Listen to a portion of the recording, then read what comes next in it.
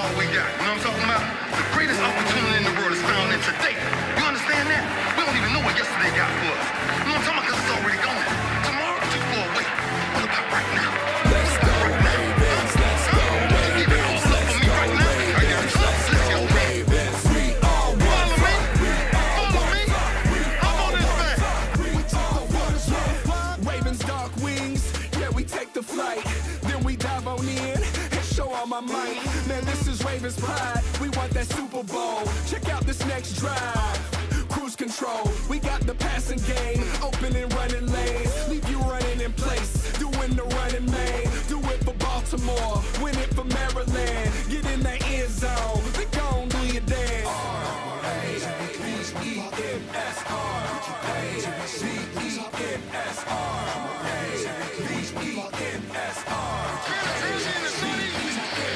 Let's go Ravens, let's go Ravens, let's go Ravens, let's go Ravens. We all one flock, we all one flock, we all one flock, we all one flock. It's that black and white, purple and gold. See these ain't just colors, they are part of our souls. It's a part of our goal, number one in the polls. First place AFC, keep these teams on their toes. Defense, that was championships. You fumbling the ball, now ain't that a bliss? The flock y'all mean, flock what you heard.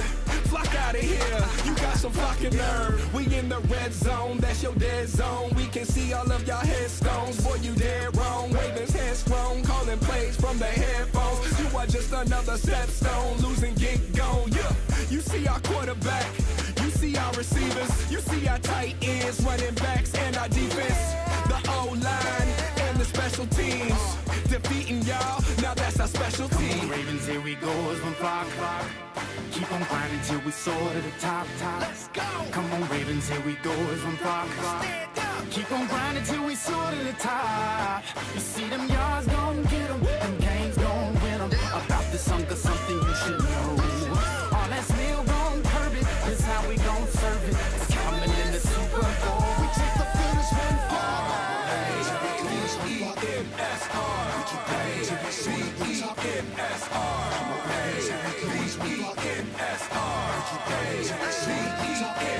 Let's go Ravens, let's go Ravens, let's go Ravens, let's go Ravens. We all one flock, we all one flock, we all one flock, we all one flock. Everything out of me. They gonna get a Super Bowl out of me.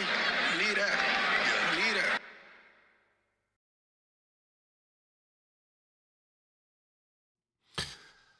I'm gonna tell you right now, Flock. I'm not gonna lie to you. This one hurts. I was excited. Fourth quarter, we went up by 11, but this isn't just a loss. This is a collapse, and we've seen this season. We saw it in the season opener. Just collapse. 2 defensive touchdowns.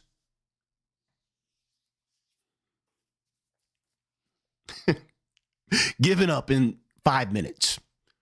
Our defense gave up 2 touchdowns and a 2-point conversion in less than 5 minutes.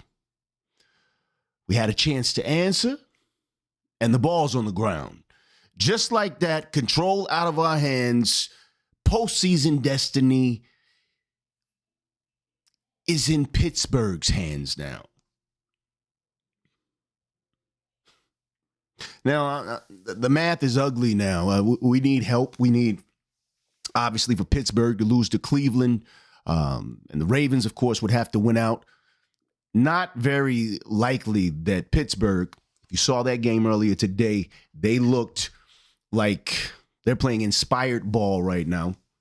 They were helped out by the refs. 2 of their last 3 games, calls taking back touchdowns at the end of the play allowed them to survive, but really some inspired play by them. Kenneth Gainwell had an amazing reception that he took in for 6 right before halftime. But us being in a position where we need for them to lose in order for us to have a chance, this is not where this team wanted to be. And quite frankly, that's not acceptable. But this is when the clock hits 0 and we're here because we don't hide from reality here.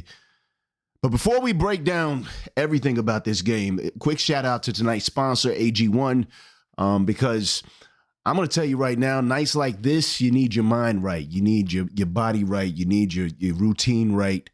AG1, it's a 1 scoop a day, 75 vitamins, minerals, probiotics, prebiotics. If I could talk, you can tell I'm not feeling the best tonight. But AG1 is something that I use because it helps you stay sharp, during those times when maybe you haven't been taking care of yourself as well as you need to, and you need something that can help you during those long days and those long nights like this one. The One Flock link is in the description. When you support our sponsors, you support the channel, and I appreciate that. They're giving away a lot of goodies, over $100 in free samples and a kit with a nice shaker. It's a lot of things. Look at that link. You'll see what I'm talking about. You'll be glad you did. But let's get back to business. Let's talk about what happened. Let's talk about the defense. Let's talk about Lamar's injury. In the first half, that was everything was going so well. And then Derrick Henry with the fumble. We'll get into that. Let's talk about what this means. All of this, because obviously we're not in the spot we wanted to be. We are now under 500. Again, what does this mean for us right now? Because whether the door is cracked or whether we're barely hanging on, we're walking through this door together. This is One Flock. This is when the clock hits 0, and we're going to get into all of that right now. I want to start with how the game began. The game began with really crisp offense. I mean, we were moving down the field. Lamar looked like Lamar. Zay Flowers was playing out of his mind. I mean, a couple of those catches, we'll get to what he did at the end of the game, but we were looking like the Baltimore Ravens. And I was saying, watch out now. Something's cooking. We cooking. And then, the defense gets the interception. Drake May was doing what Drake May does, looking efficient, moving down the field. Stephon Diggs looking like the guy a lot of us were wishing the Ravens had brought home. He's a Maryland native. Why not? Why didn't we pick that guy up? But things were looking great.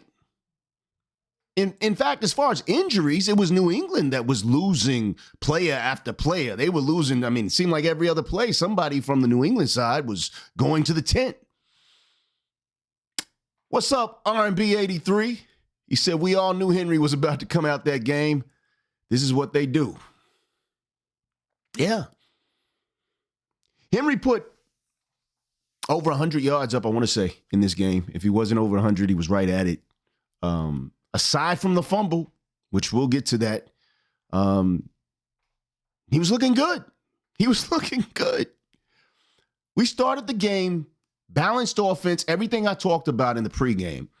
We needed to have a balance of the passing and the run game, and we had that. Keaton Mitchell wasn't able to break free, but we were sprinkling him in anyway. We were keeping the defense honest, and it was working. Our defense gets the interception right there in the red zone. That was so awesome. Such a big play. Inspired defense early on. And then, of course, the offense starts coming down the field, and this is where things started to fall apart. We were marching down the field. Henry had a couple of nice runs. We're in scoring position already. And here comes a run where fighting for extra yards, he gets the ball punched out, much like in the Buffalo game at the beginning of the season. And all of a sudden, we're looking at giving them the ball right back. Their defense is excited. Their offense suddenly gets inspired. And a few minutes later, on a nice sustained drive, they're tying up the game 7-7. In what probably, if you think about it, the way that offense was moving, if Henry doesn't fumble that ball, there's a good chance we're up 14-0. Worst case scenario, 10-0. And maybe this whole game goes a different direction. Probably goes a different direction. But it was early. At that point, I'm sure you were thinking, I know what I was thinking. I mean, we can shake this off. We can recover the way the offense is going. We can come back from this. And I wholeheartedly believe that. I'm sure you did too, until Lamar Jackson took a design run up the middle. Didn't look like he got hit that hard. He went down early to avoid taking a big hit, I think. And on the way down, I guess the tackler some kind of way came from behind, and his knee, I couldn't see it really well. I didn't even think he was hurt until I saw him wincing and they took him out the game. But apparently the defender's knee collided somewhere in his back area, and Lamar went to the tent and first was questionable and then never showed up again. That is the moment. When that happened, literally, in the same quarter, maybe it wasn't the same quarter. That was second quarter. When that happened within 15 minutes, let's put it that way, of the Henry fumble, I started getting that feeling like, uh-oh, this isn't good. Wasn't sure what we were going to see from Snoop. We've seen two different Snoops. Snoop at times has looked great. At other times, like when he was starting at Miami, it was like, what is this guy doing? He might not have a job. But Snoop came in and did well. What did you think about how Snoop did? I mean, I looked at Snoop's performance and I was like, he's managing the offense. We were moving the ball efficiently. The play calling was crisp. Next thing you know, the Ravens take the lead. The defense is playing well. Got a 3-and-out on Drake May. Everything was looking like, okay, we can still win this. We can still win this game. When it got to the fourth quarter and we scored the go-ahead touchdown on that really nice play where, Derrick Henry swept left in that goal line set. Tyler Linderbaum blocked for him, and the walk-in touchdown. That put us up by 10. Extra point put us at 11. I'm like, wow. Going into the fourth quarter with an 11-point lead, that is great positioning. That means they have to have at least, even to tie the game, a touchdown field goal and a 2-point conversion. 2 touchdowns is what it takes to beat you. And the way the defense had been playing up until that point, you're not thinking that we're going to give up either of those scenarios in 15 minutes. Well, the sad fact is we gave up 2 touchdowns in less than 5 minutes and a 2-point conversion that they, it turned out, didn't even need because we didn't even hold them to where a 2-point conversion mattered. They took the end zone 3 times in the fourth quarter. 2 touchdowns and a 2-point conversion. And we still had a chance to win the game. With over 2 minutes left, we get the ball back. Zay Flowers, who had been dynamic at several points in this game, Zay Flowers catches a pass from Tyler Huntley, who, again, still looked crisp. Tyler Huntley looked good in this game. You could not ask more of a guy who had to come in and fill in for Lamar Jackson while he was gone. Tyler Huntley looked good. Delivers a nice pass to Zay. Zay does a little stutter and somehow just loses the ball. No one knocked it out of his hands. He just started moving without making sure he secured the ball. And, of course, the Patriots pounced on it, and that's pretty much the game. We end up losing a game that if you watched it, even though, people say, well, Lamar, he got hurt in the first half. Of course, they lost. No. This is a game that was ours to win. It was an utter and total collapse, not just by the defense who gave up 14 points in less than 5 minutes in the fourth quarter, which is when you win or lose games, but also by the offense who, on the very first possession, after falling behind, fumbles the ball away, unforced error, and just seals the game for the Patriots. This was a collapse, a team collapse. And I guess the real question at this point, what does it mean? What does it mean for this organization going forward? Because I don't believe that there's a postseason in this future. I don't believe that's likely. I mean, of course, this is the NFL. Anything could happen. The Cleveland Browns could come out next week and play inspired football, and we could be looking at, hope hope is back. You know, the Ravens beat the Packers in Lambeau next week. Lamar gets healthy. Turns out it's just some bruising, and we could be talking about something different. But I think everybody's in agreement right now. None of that is likely. None of that is likely. What is very likely is that the Ravens are going to miss the postseason. John Harbaugh is going to be under some serious fire, as he should be. There are questions that are going to be asked about the direction that the Baltimore Ravens need to go in. And as more light is shed on whatever Lamar Jackson's injury, this is another layer to that, because Lamar's contract next year, I think his hit on the cap is over $50 million. The Ravens were thinking about restructuring. What does that process become if there's a significant injury that is also present during that negotiation?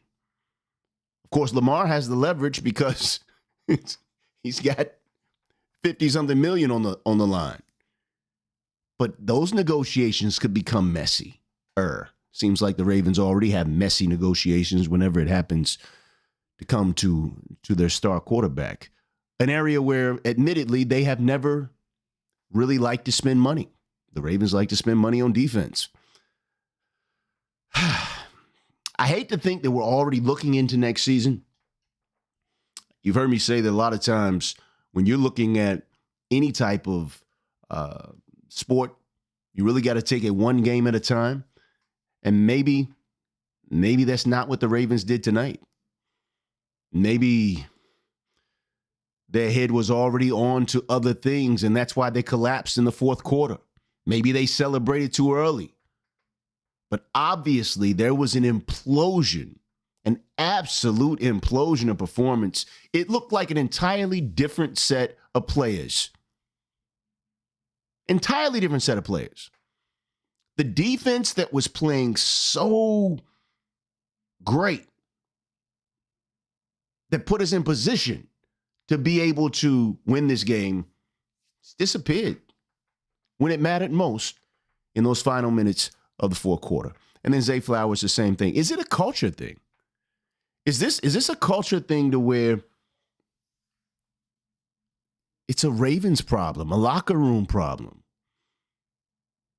Because if it was just happening to one player, if it just happened to Derrick Henry, if it just happened to Zay Flowers, if it just happened to the defense, then maybe it would, you could say that player, just cracks under pressure. But when it's a team thing, and this is why I believe that the pressure that you can expect to be on Harbaugh is going to be justifiable. It's not just that we lost. It's the way that the Ravens not just lost this game when it mattered most, but so many games that they have lost. If we go back and look, it seems like every time the Ravens have been in, this is when it matters most. This is when your season is on the line. The AFC Championship on the line. Whatever it's been in various seasons, we've seen almost predictably to this point where this Harbaugh-led Ravens team does not seem to be prepared for the moment. They just don't. While other teams seem to get better under pressure, a la Pittsburgh Steelers. This Pittsburgh Steelers defense is playing undermanned, no TJ Watt. That defense today, I don't know if you watched that game, but that defense was incredible. It was incredible. They were playing inspired ball. Shout out to the Steelers fans out there. I know you guys are celebrating that win. It was inspired play. And I'm not saying that we haven't seen that come from the Ravens.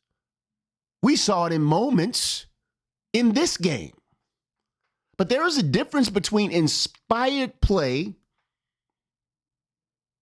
that is just emotionally driven and inspired play that is driven by discipline.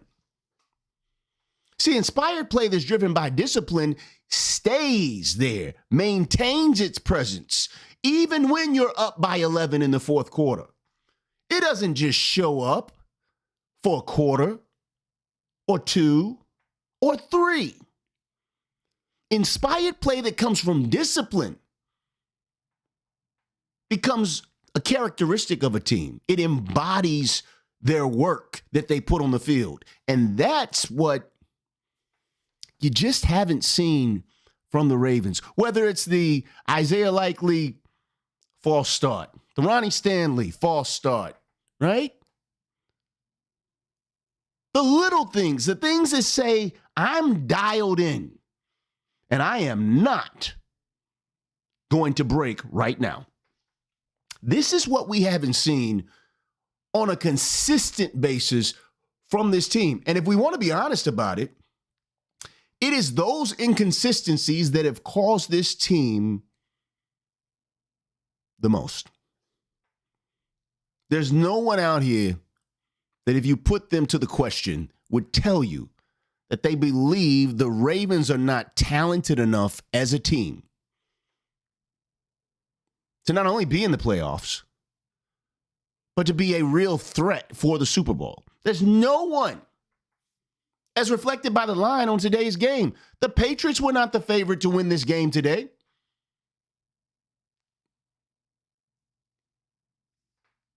It is a consistent inconsistency in performing at a high level that has caused this Baltimore Ravens in recent years success.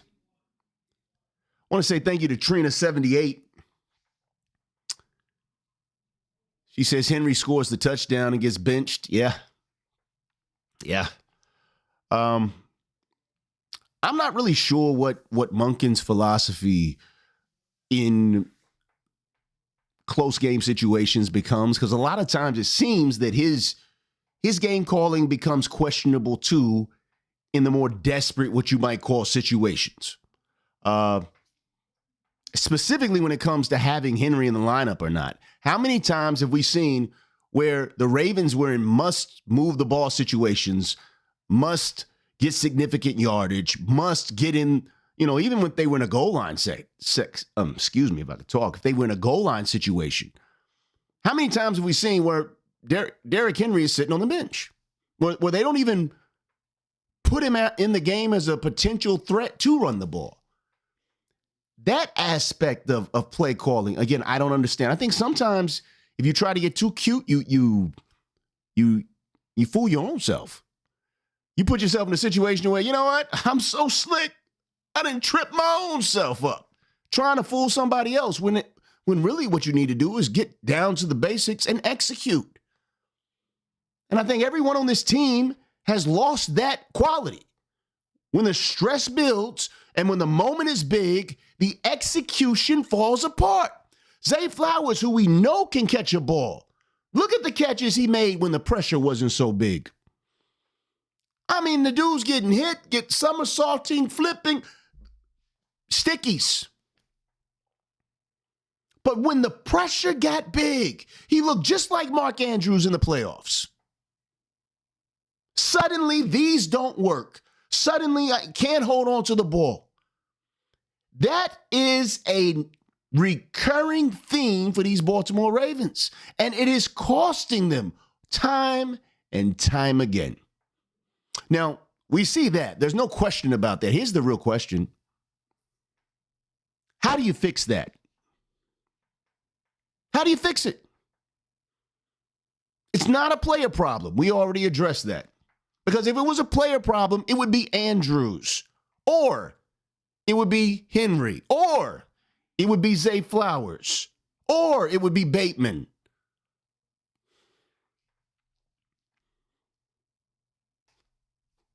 It's all of these guys who just so happen to play on the same team who, for whatever reason, when the pressure builds, the play falls. Oh, how could I leave them off? It would be the defense. But if it's the defense and the offense, if it's Andrews and Bateman and Likely, it's a culture problem. And in my experience, when it comes to organizations, when a organization shows a symptom that is detrimental to performance, you start at the head. You start at the head. And that's why all attention, deservedly, is going to be going to John Harbaugh. Now, we were talking about Nick Wright and some of the crazy things he said earlier this week. One of the things he mentioned, I don't know if you guys listened to the snippet that was in our pregame episode, where he was talking about that craziness about Lamar not being mature because he gets sick in flu season. But something Nick said, he sprinkled in there, I don't know if you caught it. He said that Nick Wright expects for next year for Lamar Jackson to be probably dealing with a coaching change, a new head coach.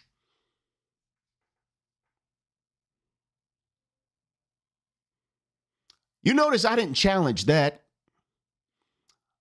I definitely challenged the craziness about calling Lamar immature because he gets the flu in the wintertime consistently. Everybody's immune system is different. Who are you to sit up here and say that has something to do with maturity or immaturity? We can all take the same vitamins, and guess what? You never get sick, and I might get sick every year.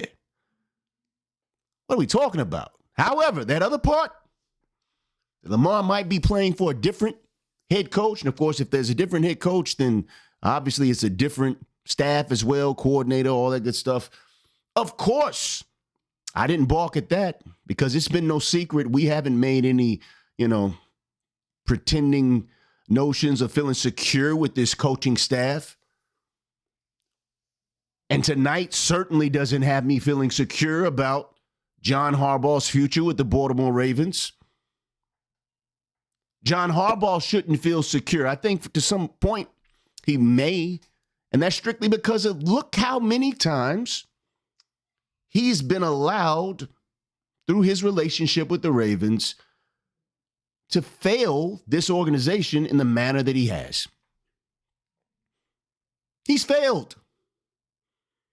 You can't call it success that, we've won all these games and more games than most franchises have over the last 6-7 years. We're one of the top. You can't call that a win. That's a failure.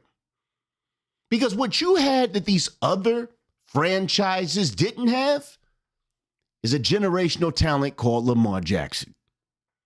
What you had is another generational talent like Kyle Hamilton. What you had was another generational talent like Derrick Henry. You've had Zay Flowers is reeking with talent. You've had all these talented pieces. Mark Andrews, talent.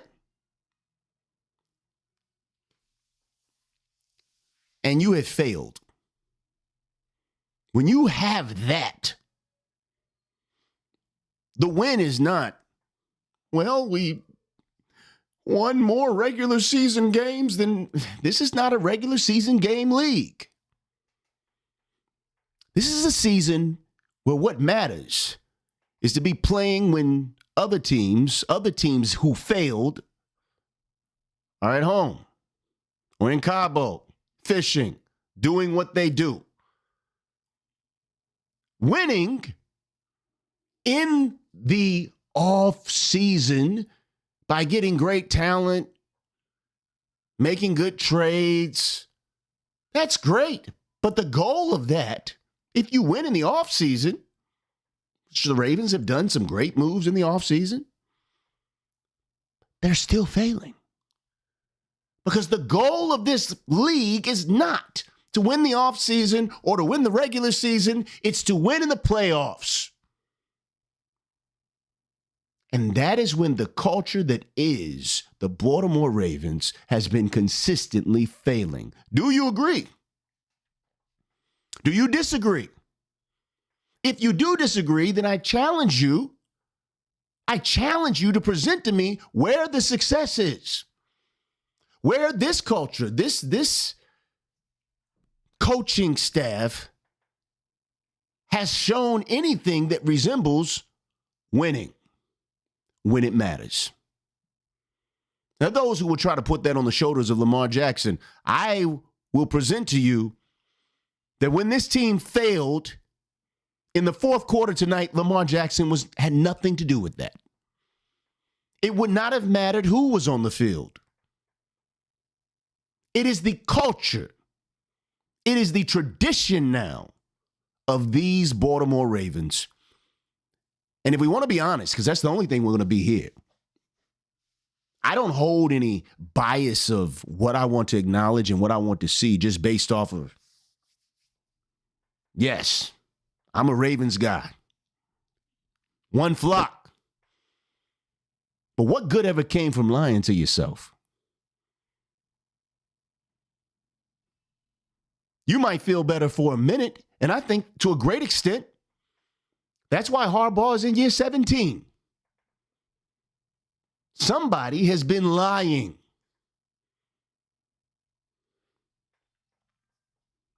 And if we got honest 3 years ago against the Kansas City Chiefs in the AFC Championship, if we got honest,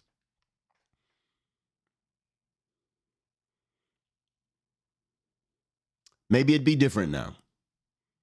Will it be different next year? What are you guys thinking? It's a late night, late game. I'm going to go have me some AG1, build up, supplement my nutrition because I need something to get me more balanced right now. We're going to look at this more tomorrow. We'll break down some more details when we're rested and really, talk about there is still a window. Yes, it's far-fetched. Still a window that the Ravens could make the playoffs. Not likely, though. Someone said earlier, don't count the Cleveland Browns out. I'm not counting them out.